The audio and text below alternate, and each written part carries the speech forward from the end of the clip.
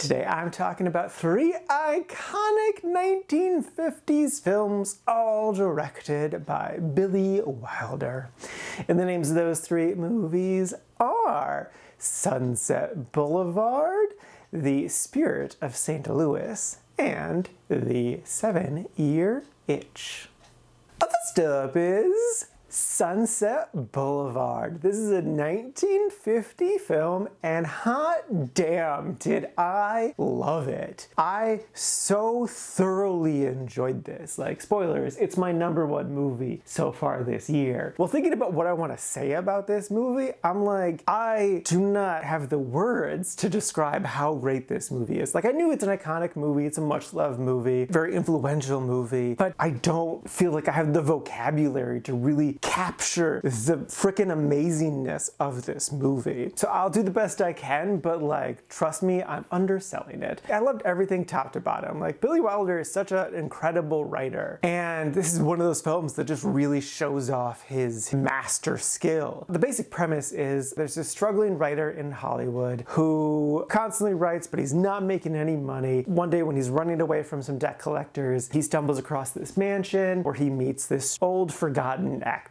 And I love that first act because it really establishes who this guy is, that he's just all about writing. And even though it feels almost like a completely different movie, it works because it's almost like going into Oz when entering this house. It is just a different world that this old lady lives in. Old, she's not that old. She's, I think, 50 in the film. I mean, that's Hollywood. That's definitely Hollywood. I love the characterization of all the characters. Like, Joe, the main character, is so strange. I mean, the more dramatic character is Norma, because she is more dramatic and eccentric, so she kind of demands your attention. But Joe is so weird too, but in a completely different way. He's just kind of sucked into this situation that, like, he both wanted to be a part of, but then was kind of lured into to be like a sugar baby, basically. But he's not about the money. He's not about the trinkets and the extravagant lifestyle and the fancy suits. He constantly rejects them, but yet he also wears them and goes around in them, and he's never enticed by them. But he does start off wanting to use this woman, I think, sort of as a means to be able to continue to write, but then just gets into this like one-sided relationship, and it's so interesting. Norma, of course, is incredible. She's so fascinating and interesting. I can't even begin to scratch the surface with her awesomeness. I will talk about Betty, though. I loved Betty so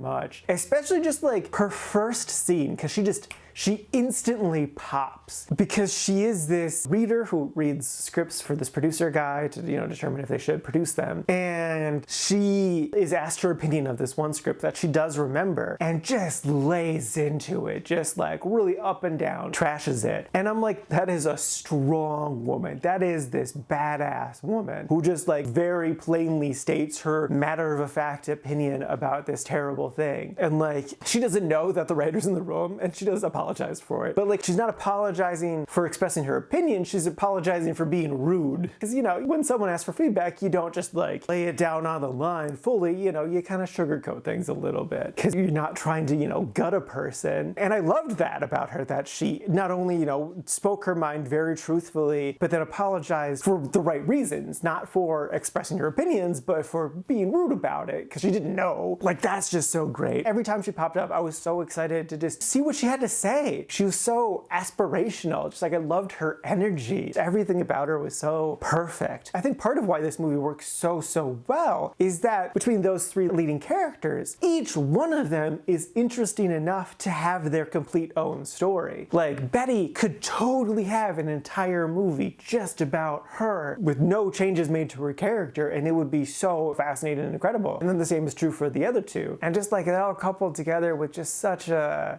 neat story. Like, I love that they don't explain stuff. Like, things just happen in this world. Like, there's a monkey funeral at the beginning, which is so weird, and the movie treats it as something weird, but they never explain it or go into it. But it doesn't feel like we're missing anything. It feels like it gave us just enough information to set the tone of this world, this strange world. So yes, no, I crazy loved this movie and would wholeheartedly recommend it. It's so incredibly written, incredible performances, great cinematography, just like top to bottom, it's so good. It's film noir done to perfection, and yeah, no, crazy love this movie, wholeheartedly recommend.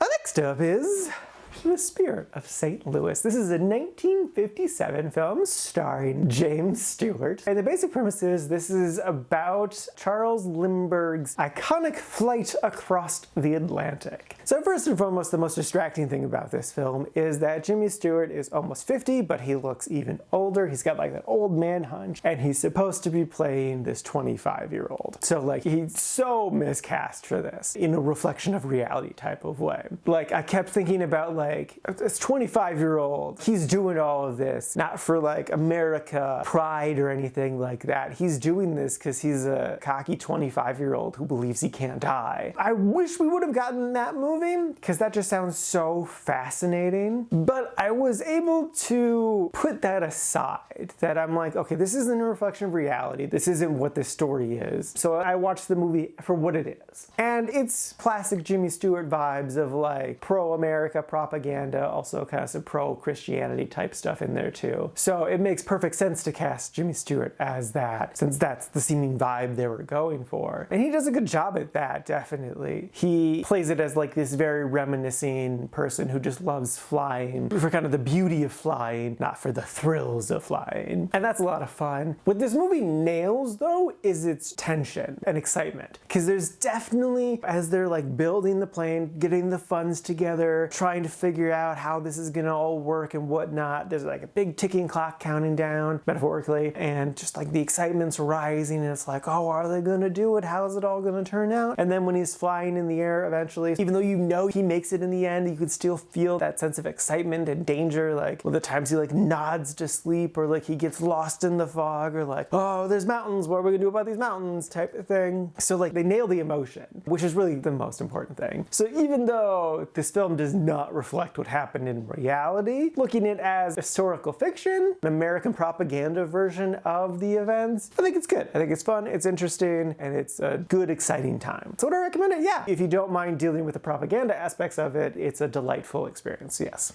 Totally worth a watch.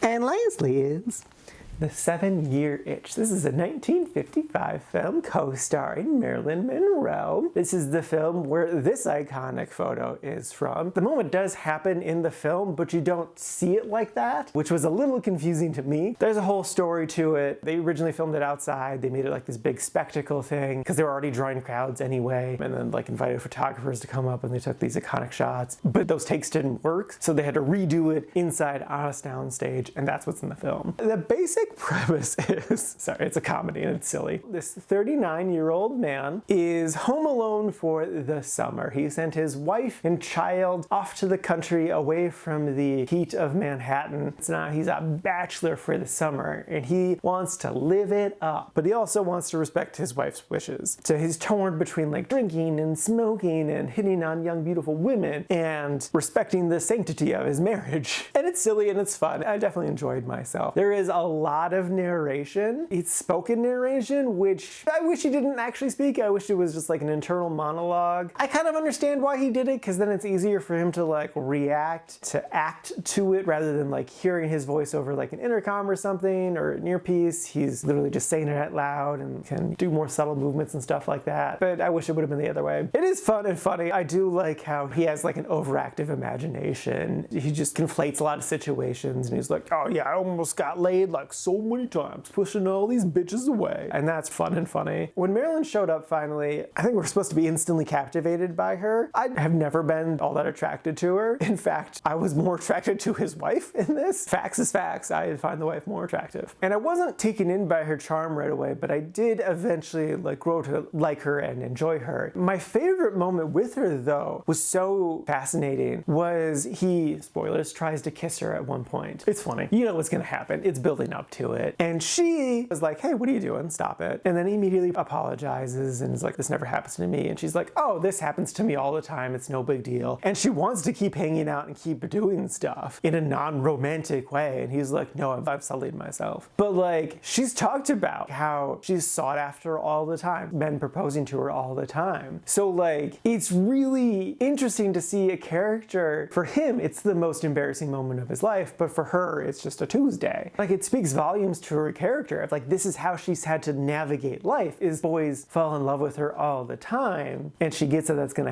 happen, so she's accepted that fact, and in order to navigate life, she just has to shrug it off. That's so crazy. I would love more stories about that sort of thing, because that's not something the average Joe sees in a day, but it is for her. It did take me a little bit to get into this movie, but once we were in it, I was enjoying it. The comedy didn't hit me as hard as it felt like it was supposed to, but even without that, I still had an enjoyable experience. So would I recommend it? Yeah, it was a fun, silly little movie about domestic life and lust and male fantasies, and just, yeah, no, it's a real cute, fun, fascinating little experience. Alrighty, now for today's rankings. First up, we got Sunset Boulevard sitting at number 1 in the really like section.